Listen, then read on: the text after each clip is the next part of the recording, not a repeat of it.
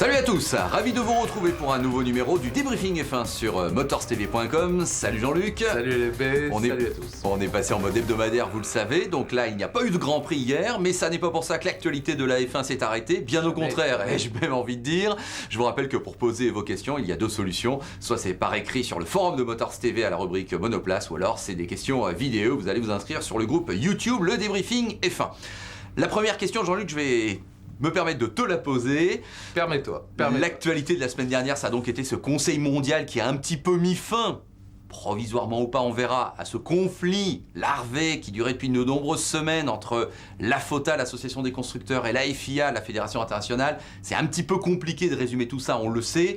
Le fait est que, si on résume l'enjeu majeur de cette dernière étape, c'était est-ce que la Formule 1 allait carrément se diviser, se saborder, finir une sorte de, peut-être même son histoire. Est-ce que toi, tu as vraiment craint qu'on allait pouvoir arriver à une telle extrémité ?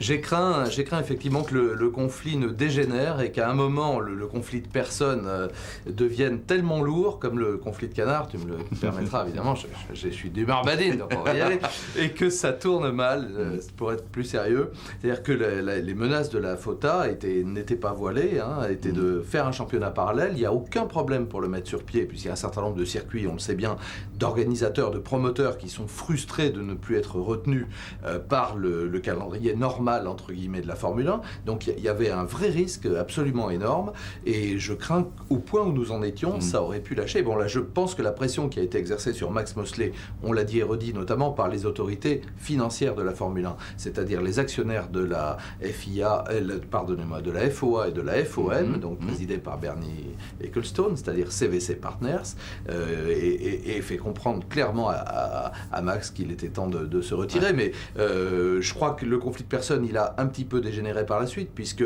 le président Montezemolo s'est permis quelques déclarations bien relayées par la presse italienne, faisant directement état à la personne de Max Mosley, et là aussi ce qui a incité même dans un deuxième temps Max Mosley à dire « Ah ben si c'est comme ça, peut-être que je me représenterai ». Bon, je crois qu'on est dans les enfantillages et dans la cour de récréation de bas étage. Ces personnes très importantes du monde du sport automobile valent beaucoup mieux que ça. Ouais, en tout cas, à la minute où on parle, on avait cru comprendre que dans le sorte d'accord général, Mosley ne se représentait pas, ça faisait partie. Et puis on sait que depuis, il y a eu quelques déclarations. On se demande si Mosley ne revient pas un peu sur... Je pense que ce sont les fins de ces tribulations ridicules.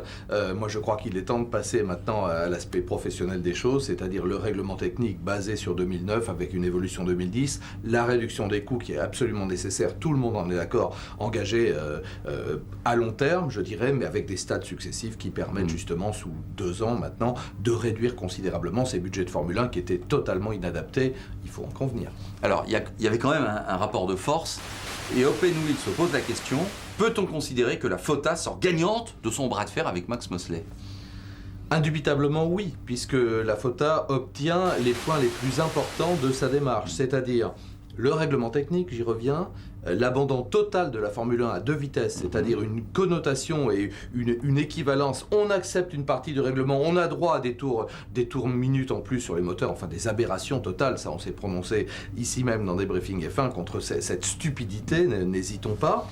L'abandon donc du championnat parallèle, l'intégration de nouvelles écuries, la reconduction de l'engagement des écuries actuelles sans condition. Enfin bon, il y a tout un tas d'éléments qui sont absolument rassurants, et moi une nouvelle fois, je suis ravi que le conflit se termine comme ça, même si, encore une fois, on assistera probablement encore par voie de presse à des passes d'armes ici ou là, mais qui n'ont pas, à mon sens, grand intérêt. Voilà. Alors, il y a le responsable team manager de Toyota qui a fait une déclaration... John Howett, président de Toyota Motorsport. Sur le profil du prochain président de la FIA, en partant du principe que ce ne sera pas Max Mosley, il a dit qu'il voulait un président indépendant. Bon. Selon Clément78 de F1action.net, je te pose la question, quel doit être, à ton avis, le profil du prochain président de la FIA ? Alors, je crois qu'il faut rappeler un élément très important, c'est que jusqu'à une certaine époque, le président de l'autorité sportive, elle s'appelait la FISA. Oui. Et que c'était Jean-Marie Balestre. Et que Jean-Marie Balestre avait à l'époque unifié, évidemment sous une même personne, le triple président, on s'en souvient bien, donc président de la Fédération française du sport automobile, président de la Fédération internationale du sport automobile, FISA, et président de la FIA. Bon, on pourrait très bien imaginer de revenir aujourd'hui à un schéma comme celui-là, c'est-à-dire avoir un personnage dont parle John Howett, qui soit président de la FIA, qui coiffe tout au-delà du sport automobile, et puis pourquoi pas un président de la FISA. Donc avec une autorité, j'ose dire restreinte par rapport à l'autorité actuelle de Max Mosley, réduite en tout cas à l'aspect sportif, ce qui est déjà énorme. Donc on peut imaginer ça. Alors quel profil ? Évidemment, on pense tous à un certain nombre de noms qui circulent volontiers.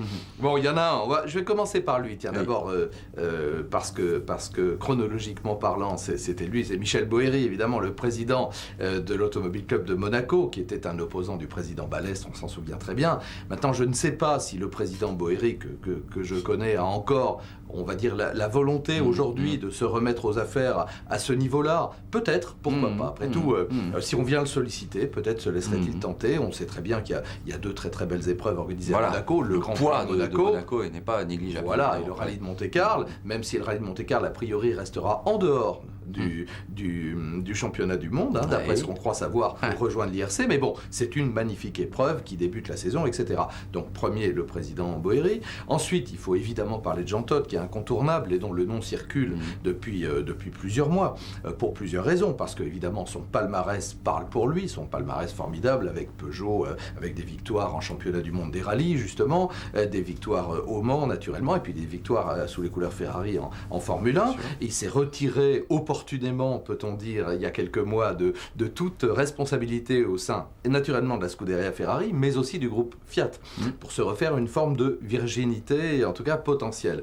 Et puis, moi, je crois qu'il faut citer un nom, c'est celui d'Ari Vatanen, dont on parle beaucoup. Alors, Ari Vatanen, qui a une autorité naturelle, qui est un monsieur du sport automobile, là aussi son palmarès de champion du monde parle pour lui, de multiples vainqueurs du Dakar, etc.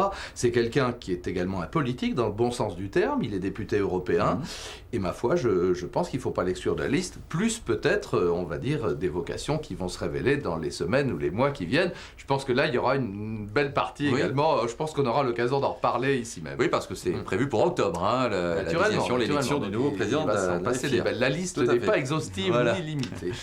Alors, tu as évoqué tout à l'heure les fameuses nouvelles équipes qui arriveront dans la nouvelle Formule 1, donc avec la confirmation que celles qu'on connaît y seront toujours, mais qu'il y a donc ces trois fameuses qui avaient été préinscrites et qui demeurent, Campos, Manor et USF1. Et Sato Kamikaze nous pose une question sur USF1 qui est peut-être la plus emblématique, la plus forte. Est-ce que selon toi le projet USF1 tient la route ? Moi, je crois que oui, parce qu'il y a Peter Windsor, donc, qui est aux manettes, qui a exercé des responsabilités chez Williams, on s'en souvient très bien, qui est un confrère à la base, qui a commenté pour un certain nombre de chaînes, qui est également attaché de presse, etc. Apparemment, il y a un financement qui est solide, et puis il manque clairement une écurie américaine. Maintenant, avec une réduction des coûts dont on ne sait pas ce qu'elle sera, il y a plus de doutes, par exemple, sur Manor, d'après ce que je sais, parce que Manor est une écurie donc, de Formule 3, engagée en Euro Series. Ont-ils les moyens financiers, potentiels, techniques, technologiques, de recrutement pour monter d'un cran énorme, parce que là il y a quand même un gap, c'est même pas du GP2, ça on peut être plus inquiet. Je crois qu'effectivement du côté en revanche de l'écurie espagnole Campos, a priori les choses se dessinent plutôt pas mal, c'est solide, c'est bien financé, il y a des gens connus qui sont derrière tout ça, enfin on va voir, là il va encore rester quelques mois, là aussi je pense qu'on doit être également à la chasse aux sponsors, aux annonceurs et aux partenaires. Et du côté de l'équipe USF1, on attendra aussi très impatiemment la désignation des pilotes. Parce qu'on imagine de la pilote, alors tout le monde en frétille. Est-ce qu'il y aura Danica Patrick ? Est-ce qu'il y aura effectivement deux pilotes américains ? C'est sûr que ça pourrait pas faire de mal à la F1, on l'imagine. Un pilote qui viendrait de la NASCAR ou de l'IndyCar comme Danica Patrick ? Est-ce que ce seront déjà des superstars ou des pilotes un peu en devenir ? Mais c'est vrai qu'il y aura des choses à surveiller. C'est clair que ce serait un choix formidable à tout point de vue pour essayer de rester sur ses qualités de pilote. Danica Patrick, elle a largement démontré tout le talent dont elle est capable. Bon, elle est évidemment charmante, tout le monde le sait. Et puis il y a très longtemps qu'il n'y a pas eu de femmes en Formule 1. Donc c'est vrai que ce serait un beau retour. Et là, une manière d'attirer également les projecteurs et donc peut-être les annonceurs sur USF. Question suivante, celle du 13. Les équipes en difficulté. Maintenant, malgré tout, que l'on sait que la Formule 1 va continuer. Est-ce que tu ne crois pas qu'elles vont lâcher la saison en cours pour se concentrer sur 2010 ? Au vu de ce qui s'est produit en 2009 à la lumière de 2008, puisque McLaren et Ferrari elles-mêmes ont concédé que la bataille terrible à laquelle elles se sont livrées en 2008 pour décrocher les titres a en partie concentré tellement leurs forces qu'elles n'ont pas eu le temps de bien préparer le changement de réglementation. Alors je parle pas précisément, et je ne pense pas qu'on fasse allusion à ces écuries-là, mais je pense que des écuries moins puissantes oui, qui ont déjà tout perdu. C'est toujours pareil, on ne peut pas balancer le match, comme on dit, c'est toujours délicat, surtout qu'on est à la mi-saison à peine. Il y a encore des choses à venir, il y a des développements en cours qui parviendront. Mais c'est clair que là, il faut se reconcentrer. Maintenant, tant qu'on ne connaît pas avec précision le règlement technique de 2010, il peut y avoir, on parle par exemple des ravitaillements, suppression des ravitaillements, c'est un élément très important, qui aura une double ou triple conséquence. La première, à l'évidence, la stratégie, qui ne sera plus du tout la même. On pourra changer les pneumatiques, mais pas ravitailler en carburant. Donc ça veut dire qu'on sera tributaire quelque part de l'utilisation de ces trains de pneumatiques, des tiroirs que l'on... Alors on imagine bien qu'une monoplace chargée de environ 200 litres de carburant, pas 200 kilos, hein, c'est un peu plus léger, mais 200 litres de carburant, ça va être plus difficile à exploiter. On va taper dans les pneus, on va taper dans les freins, des début de course, etc. Bon, c'était ce que souhaitait Alain Prost, notamment, et un certain nombre d'anciens pilotes qui ont vécu ça depuis longtemps. Pas Patrick Tambay, d'ailleurs, on divergeait là-dessus, lui, il préférait le côté stratégique, il préfère Patrick, toujours. Bon, il y a l'aspect, évidemment, purement pratique. Où va-t-on loger ce carburant? Parce que quand même, il faut doubler la capacité du réservoir. Alors je dirais, comme il n'y a plus de Kers, on n'a qu'à prendre la place du Kers, c'est un peu pour rire, mais c'est vrai qu'on va se libérer de l'espace. Alors là, on est sûr qu'on va le supprimer, le Kers, parce que là, tout le monde y a laissé des plumes, c'est un maximum. Donc on va arrêter cette partie qui était un petit peu grotesque, allez, on peut le dire avec le recul. Donc il va y avoir ça, il va y avoir un travail sur la consommation, parce que qui dit exploitation des moteurs et meilleur rendement énergétique, vous voyez qu'on va dans le sens de l'écologie, là aussi, on emportera moins de carburant, équilibre des masses, et puis un pilotage plus fin, et là je pense qu'un Jenson Button, pour ne pas le nommer, peut y trouver son avantage avec un capital technique à exploiter sur la durée d'un Grand Prix. Ma foi, on peut voir des hiérarchies se modifier un petit peu. C'est un beau challenge. C'est un beau challenge. Allez, deux questions pour finir qu'on a regroupées en fait, puisqu'elles concernent Ferrari, qui souvent retient votre attention bien sûr. Alors une question de Gveltevig. Pardon si je prononce mal, et de Titeuf de fanaticf1.com. Le premier constate que Ferrari est quand même un petit peu en difficulté et se demande si Raikkonen va rester chez Ferrari. Et le deuxième relance la rumeur de l'arrivée éventuelle de Valentino Rossi chez Ferrari, peut-être pour 2011. Alors, qu'en penses-tu? Raikkonen d'un côté, Valentino Rossi de l'autre. Ah la presse italienne n'a pas son pareil également pour jeter quelques noms en pâture comme ça, susciter et puis quelque part également écrire des choses qu'elle souhaiterait. Alors tiens, je vais commencer pour une fois par le deuxième nom que tu as évoqué, évidemment, Valentino Rossi, qui ce week-end a coiffé une 100e victoire en Grand Prix. Formidable, c'est quand même absolument exceptionnel, quoi. Parce que là aussi, on parle toujours évidemment à juste titre de Giacomo Agostini, qui est tout seul avec 122 victoires exactement, parce que lui dit 123, mais c'était une course hors championnat du monde.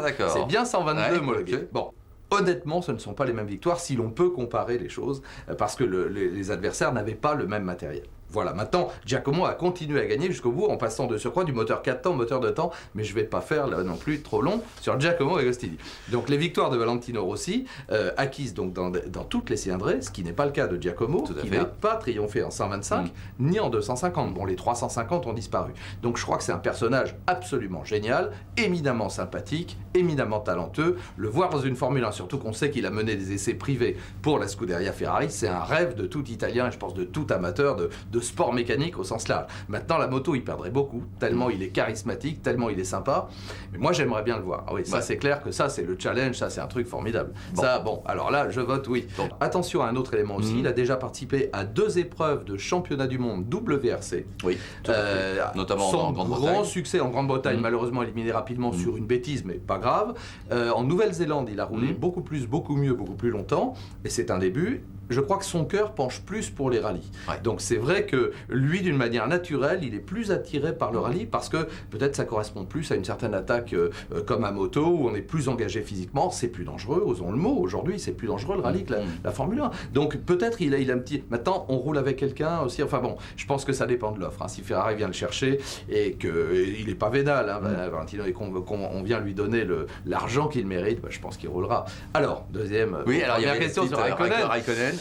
Qui est bien malin qui peut savoir. Raikkonen, il doit passer par tous les états, je pense comme tout le monde. Quand ça marche un peu moins mal ou un petit peu mieux, il doit dire finalement, je suis quand même dans une écurie, j'ai été champion du monde pour cette équipe, ça va revenir. C'est un mauvais passage, je vais y rester. Maintenant, l'homme est tellement impénétrable, en tout cas ne se livre pas en public, en tout cas, parce qu'il est très très réservé, comme le sont souvent les Finlandais, et lui, a fortiori, que je crois qu'il est bien malin, qu'il peut lire dans ses pensées et dans ses intentions.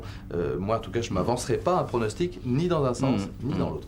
Bon, bah écoute, on va s'arrêter là en tout cas Ah oui. pour aujourd'hui, mais on a bien compris qu'on pourrait encore discuter bien des heures de l'actualité de la F1. De toute façon, bonne nouvelle, vous le savez, maintenant on est en mode hebdomadaire, donc le débriefing F1 revient la semaine prochaine.